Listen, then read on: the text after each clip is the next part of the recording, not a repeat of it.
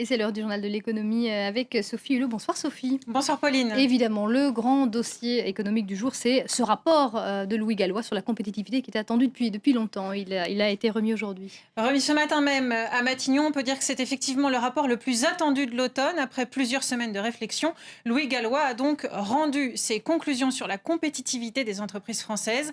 Le commissaire à l'investissement propose 22 mesures pour créer un véritable choc. Revue de détail.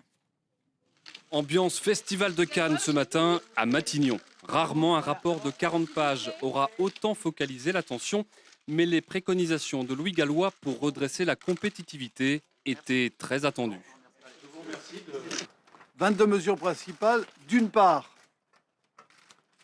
pour arrêter la glissade, arrêter le décrochage, soutenir l'investissement. C'est ce que j'appelle avec mes mots le choc de compétitivité, qui est en fait un choc de confiance. Première piste très attendue par les chefs d'entreprise, la baisse du coût du travail. Louis Gallois préconise 30 milliards d'euros de réduction de charges sur les salaires allant jusqu'à 5 000 euros bruts, dont 20 milliards de charges patronales et 10 sur les charges payées par les salariés.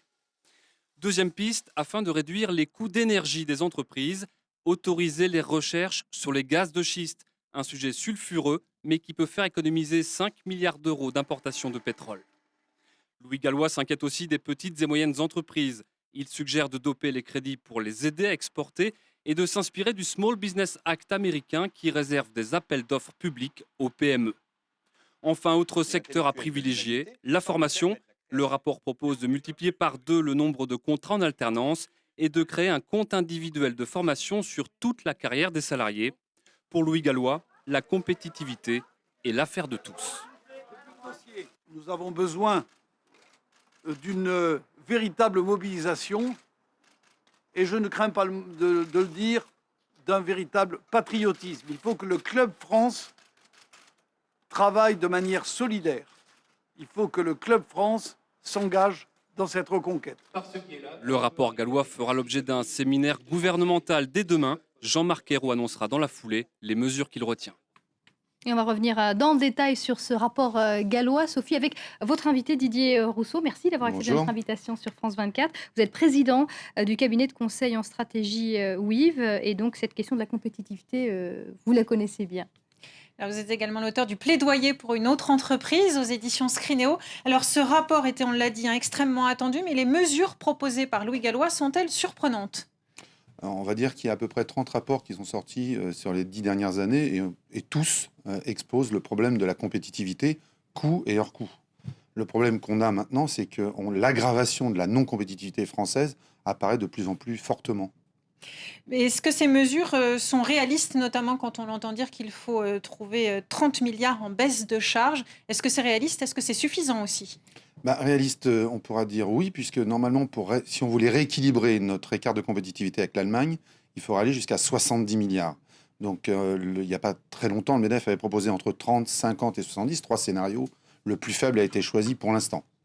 D'accord, alors ça c'est la mesure phare dont tout le monde parle depuis ce matin. Dans les 21 autres mesures, y en a-t-il une qui retient votre attention, plus originale ou plus efficace en tout cas? Écoutez, il y a deux choses. Il y a la compétitivité coût, et là on exprime par 30 milliards par tous les mécanismes qu'on a pu expliquer. Et puis ensuite, il y a une compétitivité hors coût. Et là, on voit bien qu'on a quelques difficultés. Je vais en prendre qu'un seul. La France, les entreprises françaises sont celles qui gagnent le moins, avec en marge opérationnelle, par rapport à l'Allemagne et par rapport à l'Europe en moyenne. Et donc, ça veut dire que les entreprises n'ont pas de capacité d'investissement, ou pas suffisamment, donc pas assez d'éléments pour innover, et donc attaquer des nouvelles parts de marché. Donc, on a besoin de rétablir les marges des entreprises. Ça passe aussi par l'innovation dans les entreprises. Et nos entreprises françaises, comme elles ne gagnent pas suffisamment d'argent, ce qui se passe, c'est qu'elles sont de plus en plus dépendantes en fait, des financements externes. Alors nous saurons demain, lors du séminaire gouvernemental, quelles sont les mesures que le gouvernement retient.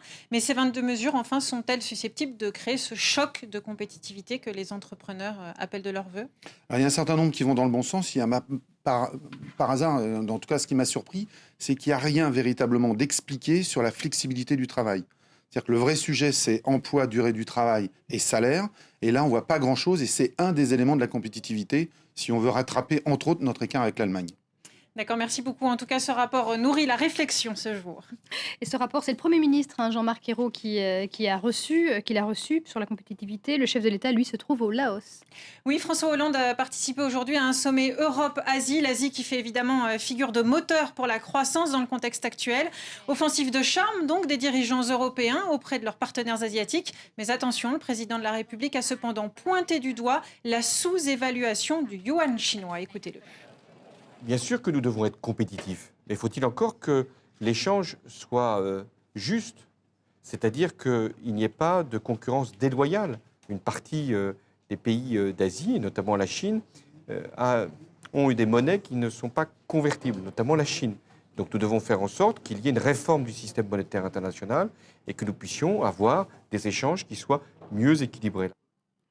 Un nouveau sursis peut-être, en tout cas en vue pour l'usine Petroplus de Petit-Couronne, près de Rouen. Alors, c'était une journée très tendue pour les 470 employés en sursis de cette raffinerie. Les commerçants ont même mené une opération ville morte, vous le voyez, en signe de soutien. Les salariés étaient tous suspendus à la décision du tribunal de commerce, alors que la raffinerie est sous le fait d'une liquidation.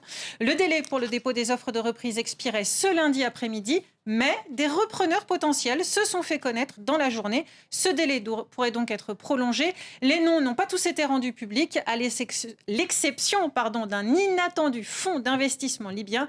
Et c'est l'inévitable ministre du redressement progressif qui en a parlé le premier.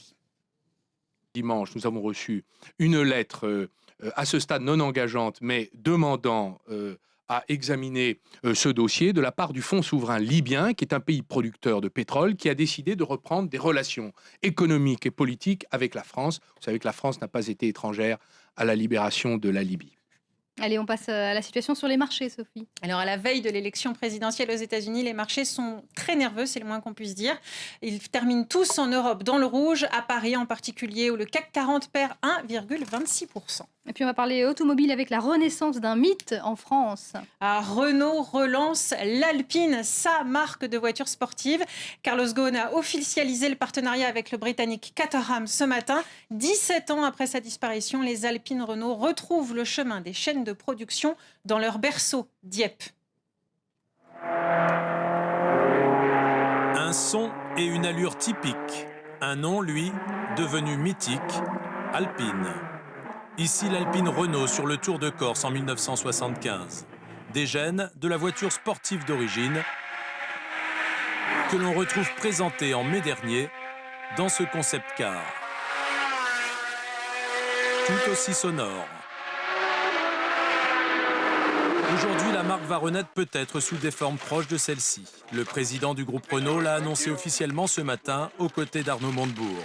Un projet développé en commun avec l'anglais Caterham, spécialiste de petits véhicules sportifs. L'usine historique de Dieppe servira de site de production. Ça veut dire que l'usine reste, que c'est une usine dans laquelle l'emploi est confirmé, qu'il est stable, que les 300 personnes qui y travaillent peuvent aujourd'hui envisager l'avenir avec optimisme. Mais la descendante ne sera produite qu'à 5 ou 10 000 exemplaires par an. Pas de quoi relancer Renault, mais suffisant pour profiter d'un secteur qui continue de croître chaque année grâce à la demande de nouveaux clients dans les pays émergents. Et l'image de la nostalgie fait vendre. Ici, l'Alpine 442 en 78 remporte les 24 heures du Mans avec Jean-Pierre Josso et Didier Pironi paradant le lendemain sur les Champs-Élysées. L'année suivante, Renault présente l'Alpine A310, un succès made in France. Celle qui prendra donc la relève sera vendue entre 35 et 40 000 euros. Une voiture performante qui rivalisera avec les sportives allemandes ou italiennes. La fabrication française pourrait enfin faire des envieux. Et voilà, c'est la fin de ce journal de l'économie. Merci beaucoup, Sophie, et merci à vous, Didier Merci. Rousseau, notre invité. Restez avec nous sur France 24 dans quelques minutes. Un nouveau journal, Paris Direct continue.